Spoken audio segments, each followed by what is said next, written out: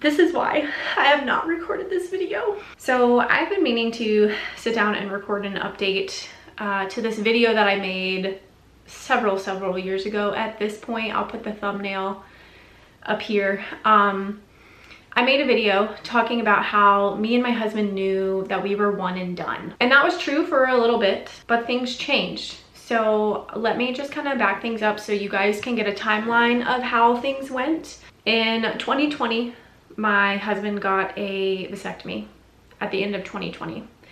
At the end of 2021, I went in for my second endometriosis surgery. I can't remember exactly like how long before that I knew I was having surgery, but it was at that initial consult with a new surgeon that she recommended I have a hysterectomy.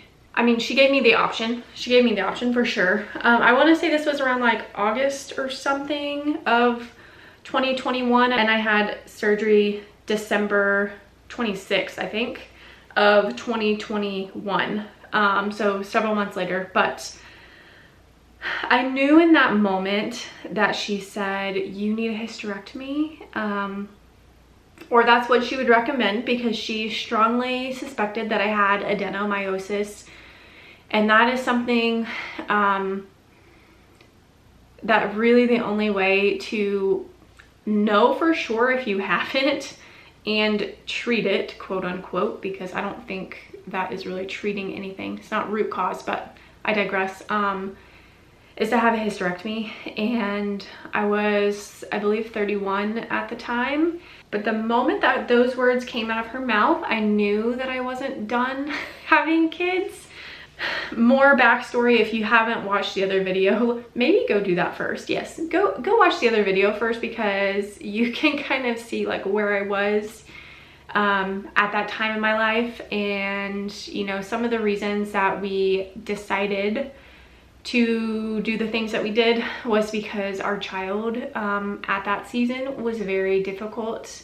We definitely are a neurodivergent household, just to give some backstory, and that's between my husband, myself, and my child. And so behaviors were difficult, sensory overload was difficult, meltdowns were difficult, which, you know, with any toddler, meltdowns are difficult. But it was just, you know, a whole new level.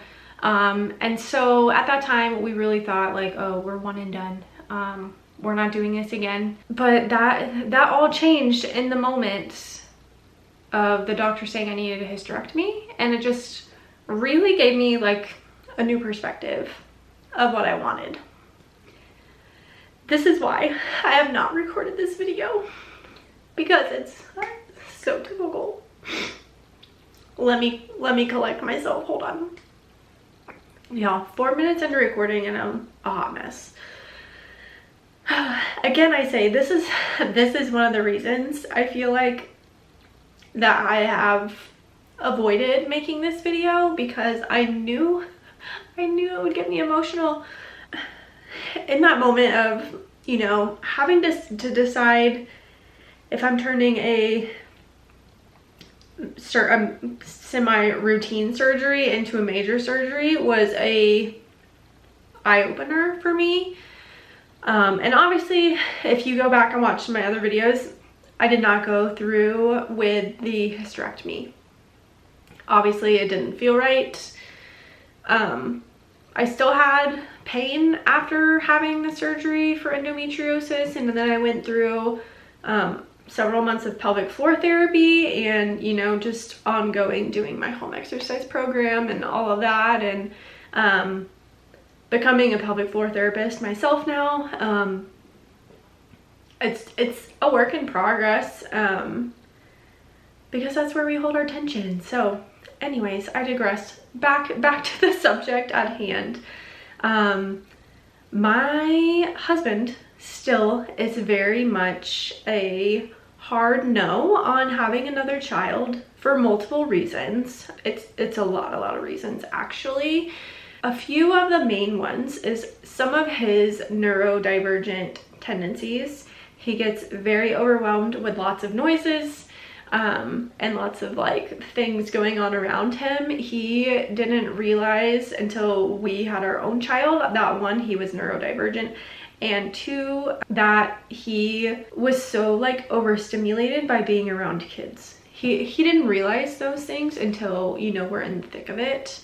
And obviously during that time too, COVID happened, and that was really stressful on everyone. But for him in particular, his outlet is riding dirt bikes, and during that time, despite it being like an outside thing, like an outdoor sport, the place that he typically rides was closed down for months and months and months. I don't remember honestly at this point like how long they were closed for, but it was a really long time, and so his outlet was taken away, and that was huge for us as a couple, with him having basically no outlet for his stress and anxiety and getting his sensory needs in. I'll put it like that, because riding a dirt bike, there's a lot of sensory things that happen, and that's my therapist side talking right now. But so those are some of his like personal reasons. On top of that, there is the financial aspect of things.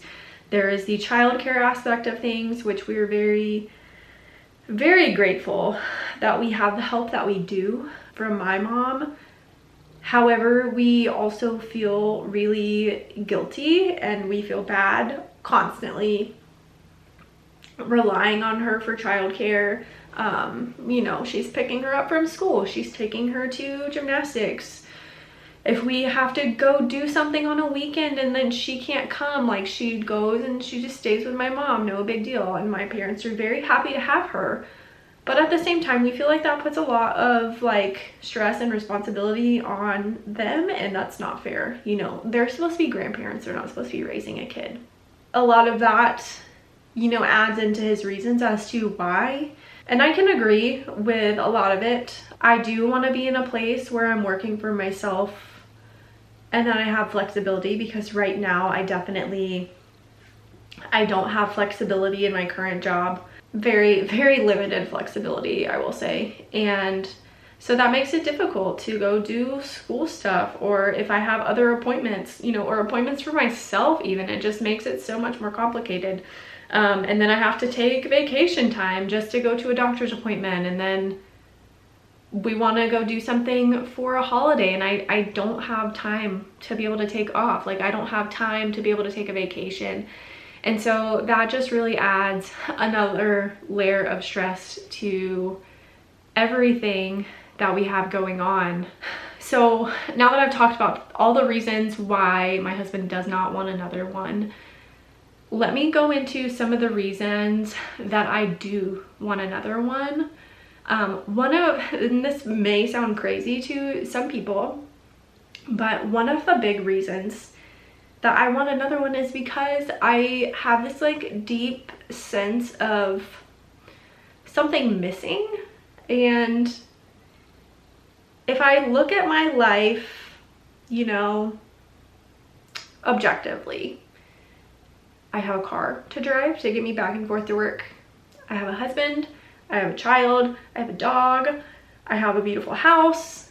You know, we go camping and racing and like all of those fun things. But at the end of the day, I'm looking back in the backseat of my car and I'm like, there should be another car seat. And that is the most spooky, eerie feeling that I could possibly think of. It's truly like something is missing. And I've definitely, like, I for real have had the moments of like, okay, we're about to like leave somewhere, and I look in the back seat making sure we're buckled, and I'm like, man, like there's something missing back there. Like, who is missing? So it's kind of like an internal instinctual like thing that it's hard to describe. On top of that, I want for my child to experience being a sibling, which I'm one of three. I'm the youngest of three. I have next to no relationship with my siblings. My husband has a sibling. We have no relationship with his sibling. There's some other family drama there too that I'm not going to get into. But really, if something were to happen to me or my husband, my child has nobody. Oh, sorry guys, this is like, I didn't think it'd be hitting me this hard, but oh, like I said, this is a very emotional topic, and it's probably the reason that I've been putting it off. So yeah, so you know, it's not that she doesn't have anyone. Obviously, like, we have really close friends that are aunt and uncle. You know, we have my parents that are still around, but you know, she doesn't have that experience of having a sibling to like look out for, because she's obviously the oldest. So she doesn't have the experience of like looking out for another sibling, teaching them things, fighting with them, because obviously that happens, and like learning to deal with other personalities and learning to understand that not everything is about you. And I feel like right now we definitely do have that only child syndrome happening. As much as we try to prevent it and have her around other kids and things like that, you know, it's just kind of inevitable. And some of the things that I have read is that when you do have a neurodivergent child, number one, you're more likely to have another one that's neurodivergent, and you don't know which variety you're getting. And by that I mean, and I don't mean it in like a bad way, because I don't think neurodivergence is either good or bad.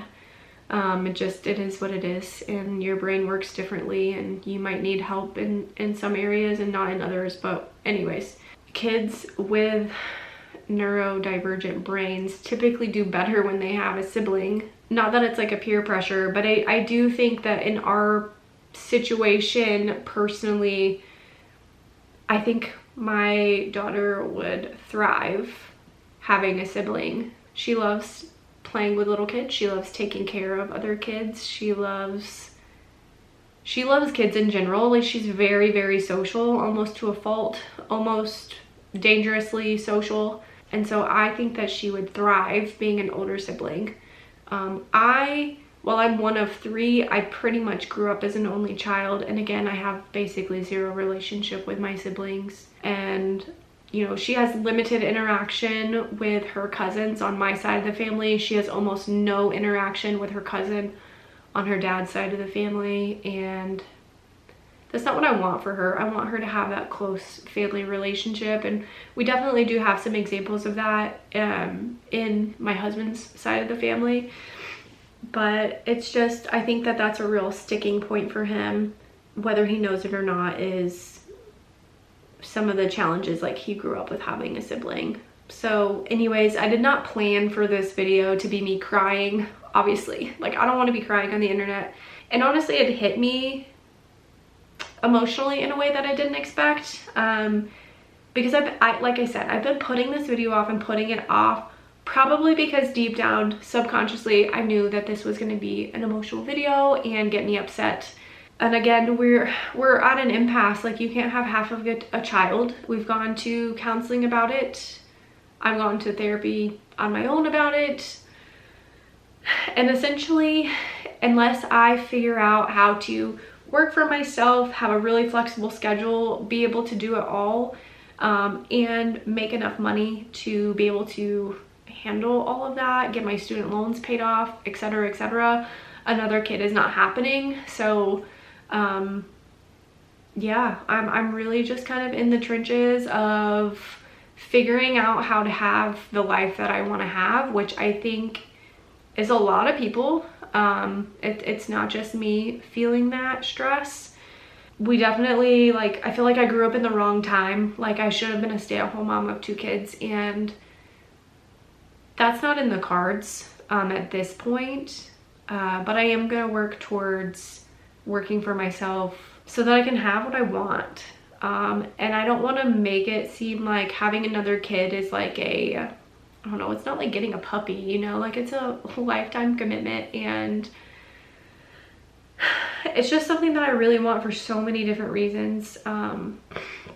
One of the main reasons I wanted to make this video in general is that I had a lot of people in my comments on the other video asking for follow-up, and so I kind of gave like vague answers before because it's just too much to put in like a little comment. But I want people to not feel bad about changing their minds, because vasectomy is reversible.